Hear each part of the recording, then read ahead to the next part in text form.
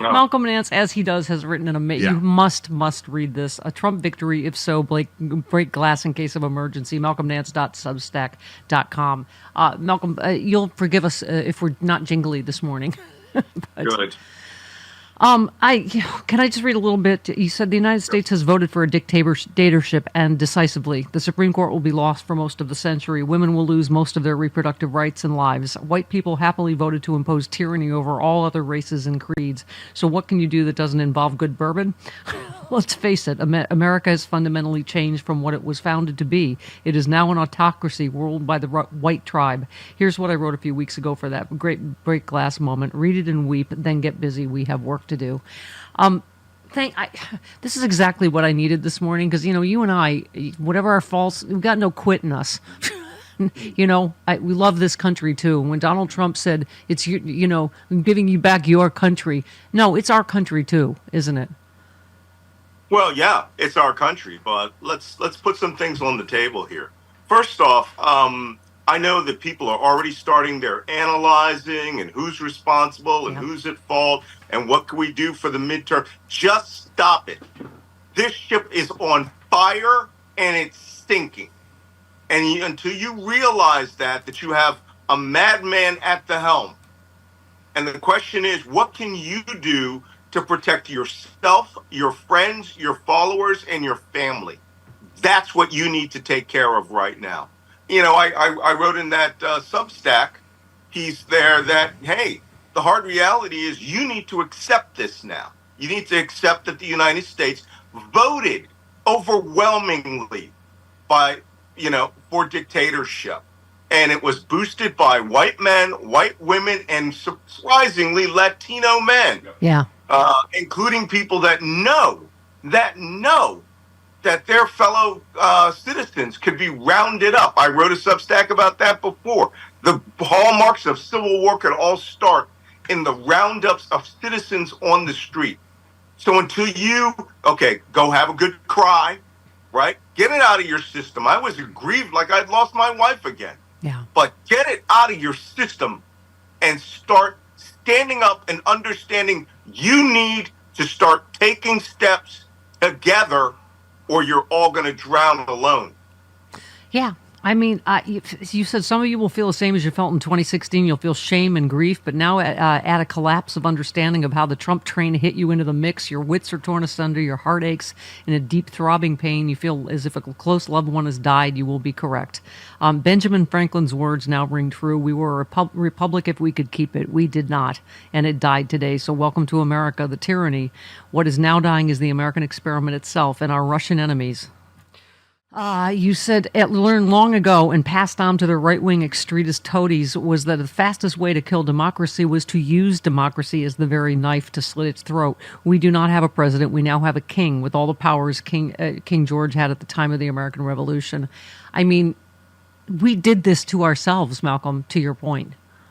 We did. We did this to ourselves. And there's one thing that I want to absolve some people. Apparently, there were 18 million Democrats that didn't turn out, people that had voted before, that did not turn out at all. And I'm going to put it right on the table. Look, it's not even about a black woman. It's about a woman. Those numbers were almost the same as Hillary Clinton's numbers. Every time Steve Kornacki went to the big board and started doing an analysis of 2024, 2020, and 2016, Kamala Harris's numbers came out almost exactly close to Hillary Clinton's. I mean, the misogyny. Men, I'm sorry, just let me get this off of my chest. Yeah. We apparently hate women, and you've just froze into amber the loss of all women's rights. Your mother, your sisters, your daughters. You are not men.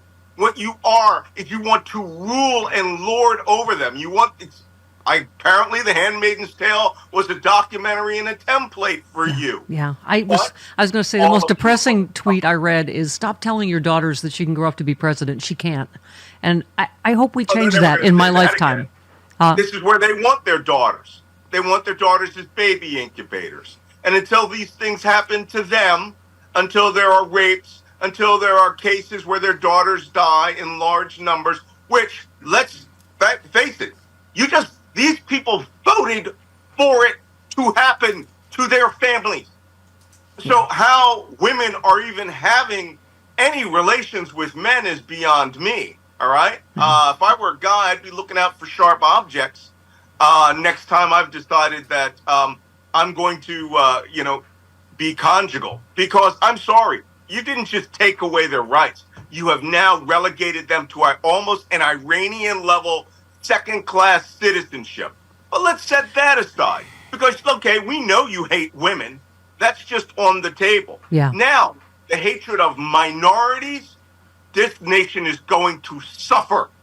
Okay, and it's going to suffer not just economically. That's going to smash everybody. Elon Musk. Yeah, this was the nastiest, most misogynistic campaign. He ended by calling Nancy Pelosi a bitch. J.D. Vance called Kamala Harris garbage. It's this is the rise of bro culture.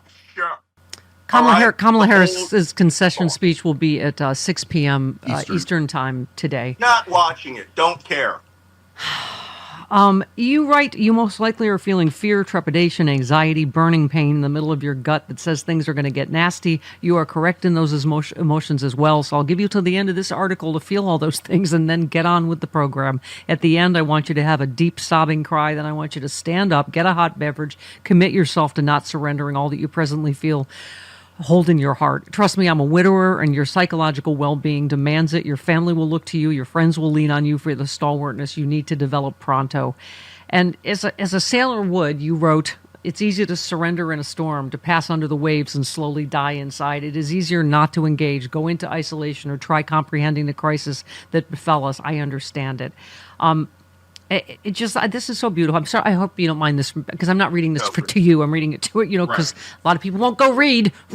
However, one cannot name, must not surrender to the sweet, cold admission that it's hard to fight. It's hard to stand against outrageous insults and arrogance, but those are your only choices on this day of days. You can surrender to an America that is dictatorial and fascistic and will grind into the day-to-day affairs of your life without any input from you, your friends, or your family. You can let other people dictate what your life will be. That's why it's called a dictatorship.